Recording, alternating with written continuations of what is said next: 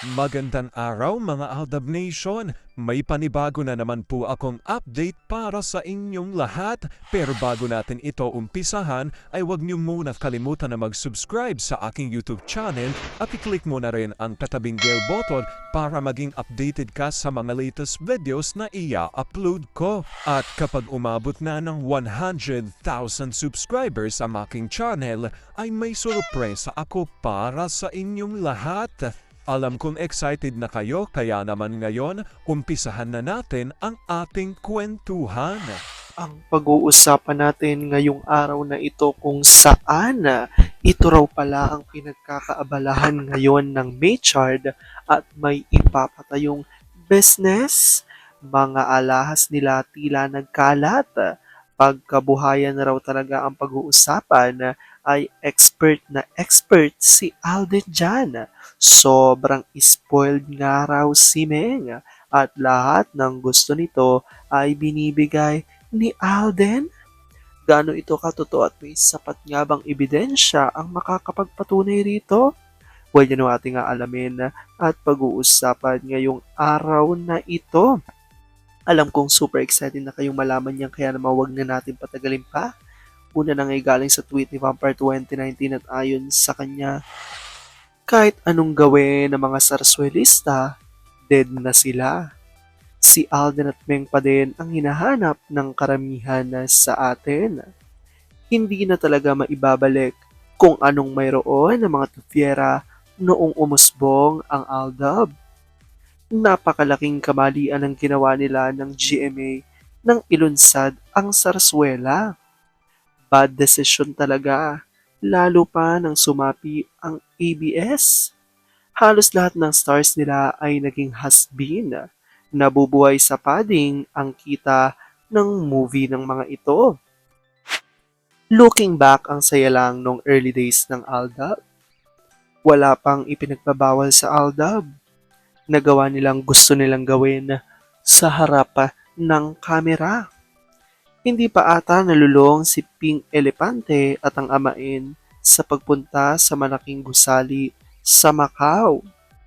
No problem sa pera at andyan ang Aldab nagatasan ng lahat. Ang APT GMA TVJ ang nakinabang ng husto. Gatasan nga nila pero sila din ang sumira sa Phenomenal Love Team. Ano bang magandang panukalang naiambag sa 4 na taong panunungkulan bilang congressman ng District 1? Magaling lang siya manggamit ng pangalang Min M. Fulkerson. Pero kung sarili niya lang, hindi siya nanalo para sa pangalawang termino at syempre sandamakmak na mula. Dagdag pa ni Oliva Kanayama. Bitter truth sa mundo ng showbiz. Power, yabang, greed overruled sa mundong ito. Lead by Honshu. Akala nila'y ganoon na sila ka-powerful. Untouchable, sobrang yaman. Forget lahat ay may katapusan. With money, they think they're powerful, pero they're big mistake. Dagdag ni Vampire 2019 at Bess Jimenez, iba talaga pag pera ang pinapagana.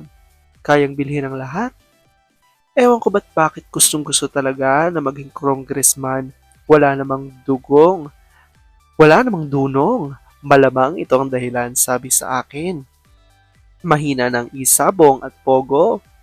At ang pagbalingan ni Penguin ay ang kaba ng bayan. Malamang may katotohanan ang nagsabi. Those days are gone. They kill the goose that lays the golden eggs. Nothing is permanent except change. Bago nga natin ituloy ang ating kwentuhan, ay bibitinin ko muna kayo ng kaunting-kaunti lamang. Oops, wait lang, saglit lang to. May ipapaalala lang ako para sa mga bago pa lang sa aking channel. Huwag niyong kalimutan na mag-subscribe sa aking YouTube channel at i-click nyo na rin ang notification bell para lagi kayong updated sa mga latest videos na i-upload ko at para maging parte na rin kayo ng aking Fanatics Channel family. Well, alam pong super excited na kayo sa ating kwentuhan, kaya naman dumako na tayo sa ating main topic. Gaano nga ba katotoo na eto raw pala ang pinagkakaabalahan ngayon ng Maychard at may ipapatayo silang business. Ang mga alahas nga raw nila ay nagkalat. Pagkabuhayan talaga ang pag-uusapan ay expert na expert si Alden dyan. Sobrang spoiled si Meng. Lahat ng gusto ni Meng ibinibigay ni Alden. Gaano ito katotoo at may sapat nga bang ebidensya ang makakapagpatunay rito? Well, yan ang ating aalamin at pag-uusapan ngayong araw na ito. Alam kong super excited na kayo malaman yan. Kaya naman wag na natin patagalin pa. Unang-una na nga ay galing sa tweet ni My name is Theo01 at ayon na sa kanya, atupagin nyo ang mga pinagkakalat nilang basura. Basta si A, si M lang ang inaatupag. Halos ayaw ng kumurap pagkatabi na si Mrs. Ganun lang ang buhay nila bawat araw. Atupagin ang pangangailangan ng mga bata at higit sa lahat, atupagin ang pangangailangan nila sa isa't isa ng walang palya. Ito ang reaksyon ng ilan sa netizens. Sabi ni Nelly ADN, Pamela Jane Peren at F. Tanco ADN, laging active ang love nila sa isa't isa and that is good. Also taking good care pa sa mga Junakis. Aldab and Aldab Nation stronger together. Dun sa basurang pakalat-kalat, abay bahala kayo dyan. Lapakels dapat dyan, sinusutog, tinatapon, ganern. Sa basurang pinagkakalat, ang ADN lumalaban sa mga evil, ang mga sugo ni Lucifer. Basta ang fandom, isa lang paniniwala. Ang katotohanan, Maychard lang at Fulkerson family. Dagdag pa ni My name is Theo01, hay naku magpatayo ka na lang ng jewelry shop para kay M.